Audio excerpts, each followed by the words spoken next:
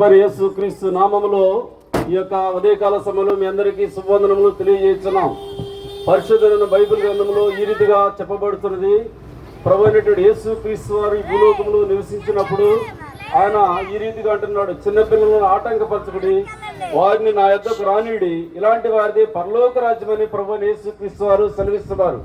అనగా ఎవరైతే చిన్నపిల్లల లాంటి మనస్సును కలిగి హృదయం కలిగి ప్రభువును అంగీకరిస్తారో వారందరూ కూడా పరలోక రాజ్య వారసులు అవుతాడు. కానీ బైబిల్ గ్రంథం సెలవిస్తుంది, ఏ భేదం లేదు, అందరూ పాపం చేసి దేవుడిని గెలుచు మహిమను పొందలేకపోతున్నారు. ఈ లోకంలో గమనించినైతే మానవులమైన మన అందరం కూడా అనేక రకాలైన భేదాలు కలిగి ఉంటాం.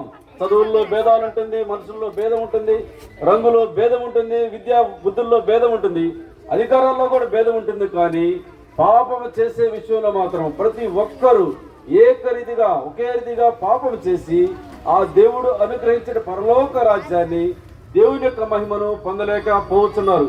అందుకోసమే కారణం ఏంటంటే, ఎందుకు మహిమను పొందలేకపోతున్నారంటే నీతిమంతుడు లేడు, ఒక్కడు లేడు, అందరూ పాపం చేశారు. ఈ లోకంలో పాపం అనేది సంక్రమించింది మొదటి మానవుడి ద్వారా.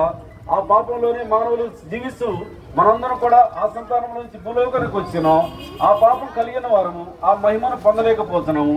పాపులను రక్షించడం కోసం ప్రభువు యేసుక్రీస్తు వారు ఈ భూలోకానికి వచ్చాడు. అయితే నీవు నేను చేయవలసిన పని, ఎవరైతే పాపం చేశామని గ్రహింపు కలిగి ఉంటున్నారో అటువంటి వారందరూ కూడా, ప్రభువా నేను పాపినయ్యా, నా కోసం భూలోకానికి వచ్చామని చెప్తున్నారు.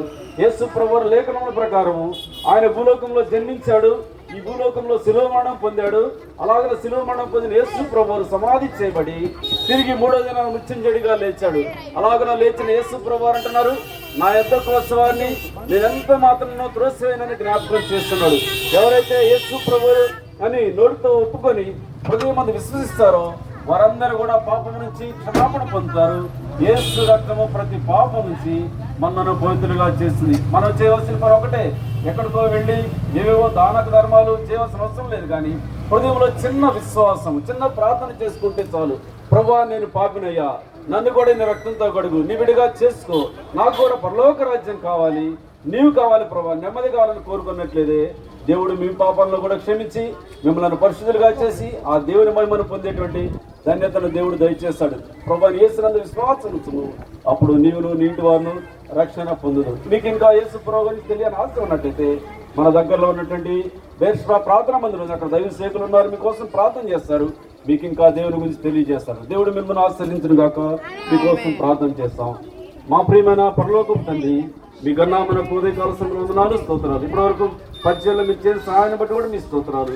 మానవ హద్దుబాటులో ఎత్తబడిన వాక్యభానికి మీరు కట్టండి ఫలింపు తెచ్చండి. ఎవరైతే మాటలు ఉన్నారో హృదయంలో కార్యం జరిగించమని రక్షణార్థమని తీర్మానం చేసుకోవడానికి మీ కృపను దయచేయండి. ముందున్న సమయాన్ని మీ చేతులకు అప్పగించుకుంటూ యేసు క్రీస్తు నామన ప్రార్థిస్తున్నాము తండ్రి.